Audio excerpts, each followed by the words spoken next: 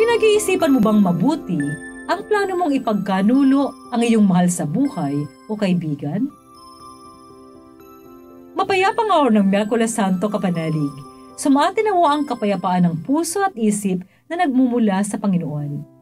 Spy Wednesday ngayon. Mautunghayan natin na naghahanap ng pagkakataon si Judas Iscariote upang may pagkanulo ang Panginoon.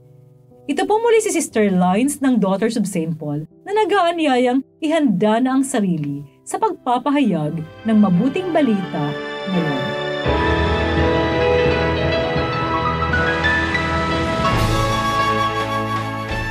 Pumunta sa mga punong pari ang isa sa 12, ang tinatawag na Judas Iscariote, at sinabi, "Magkano ang ibibigay niyo sa akin kung ibibigay ko siya sa inyo?"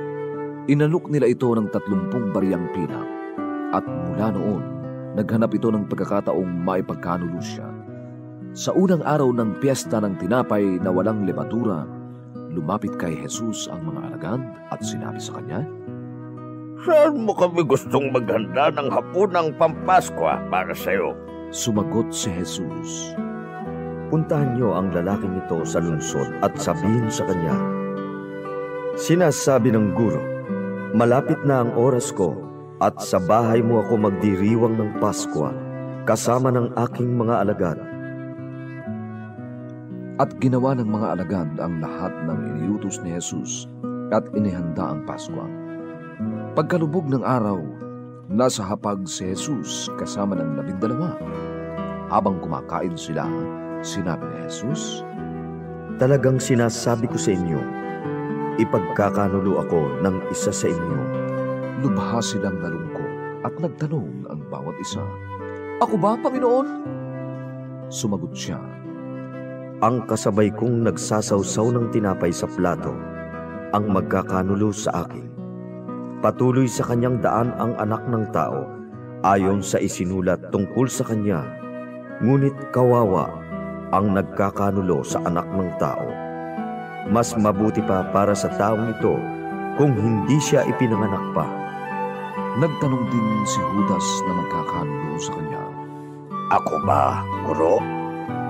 Sumagot si Jesus, "Ikaw na ang nagsabi."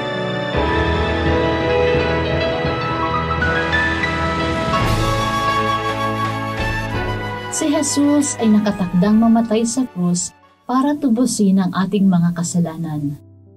Ito ang kalooban ng Diyos Ama at ang pangunahing dahilan ng pagparito niya sa daigdig. Pero para maisakatuparan ito at mapagtibay pa ang akusasyon ng mga Pariseo laban kay Jesus, kailangang may magtakwil sa Kanya, isang taong malapit sa Kanya. Kahit sino man sa 12 apostol ay pwedeng magkanulo kay Jesus. Pero si Judas Iscariote ang pinakamalapit sa tukso. Dahil siya ang may hawak ng pondo ng kanilang samahan. Bilang ingat yaman o treasurer, natural lang na pera ang kanyang pangunahing alalahanin. Si Jesus para sa kanya ay isang investment na itinaya niya sa halagang 30 pirasong pilak. Si Jesus para kay Judas ay matalino at makapangyarihan. Naniniwala siya kayang-kayang lusutan ni Jesus ang mga Pariseo.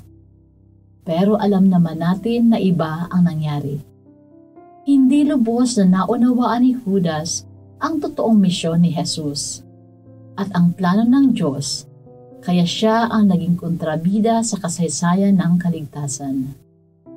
Alam ni Jesus na mangyayari ito kay Judas at naisanan niyang bigyan pa ito ng pagkakataong magbago ang isip.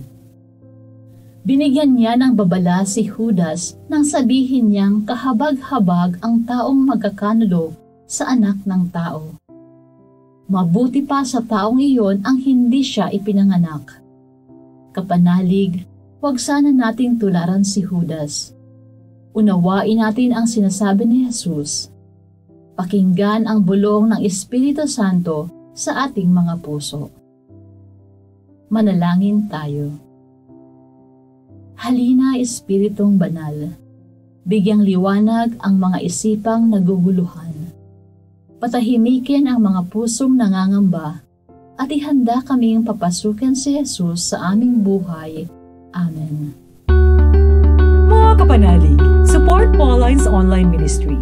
Subscribe, like, and follow us on Facebook, YouTube, Instagram, Twitter, TikTok, Spotify, Google, and Apple Podcast.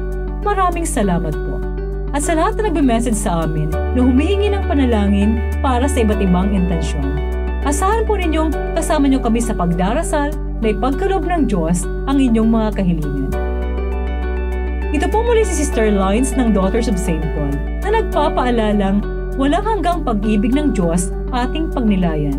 Bugtong na anak, hindi ipinagkait para sa ating kaligtasan.